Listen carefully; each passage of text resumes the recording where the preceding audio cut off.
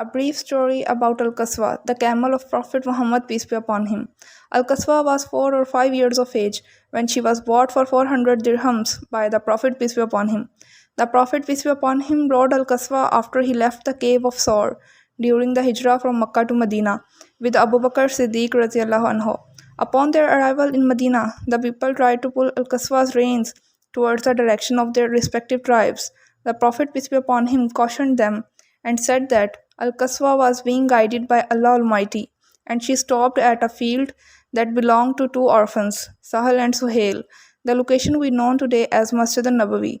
The Prophet, peace be upon him, rode Al-Qaswa into battles including Badr. Al-Qaswa was also responsible for stopping the Muslim community from proceeding further toward Makkah to perform Umrah in 6 AH when she refused to move once they reached Hudaybiyah. They were prevented from entering Makkah that year, but the Treaty of Hudaybiyah signed between the Muslims and the Quraysh would lead to the opening of Makkah in 8 AH.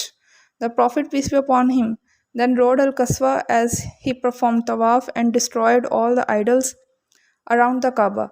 In this respect, riding a buggy to perform tawaf is actually a form of sunnah.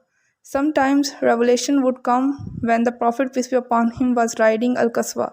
Once, the whole of Surah Al-An'am, 165 verses, was revealed at one sitting during the year before Hijrah. Asma bint Yazid, a first cousin of Muaz bin Jabal, said, during the revelation of this surah, the Holy Prophet was riding a she-camel, Al-Qaswa, and I was holding her nose strings.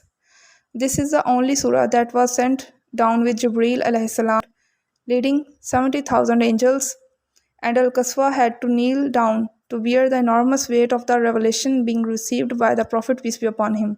The Prophet, peace be upon him, rode Al-Qaswa during Hijjatul Wida. The Prophet, peace be upon him, rode Al-Qaswa during Hajjatul Wida in 10 AH, and it was on Al-Qaswa that the farewell sermon, Khutbatul Wida, was delivered on the day of Arafah. When her master passed on the 11 AH, Al-Qaswa cried and refused food and water until it died days later at the age of 15.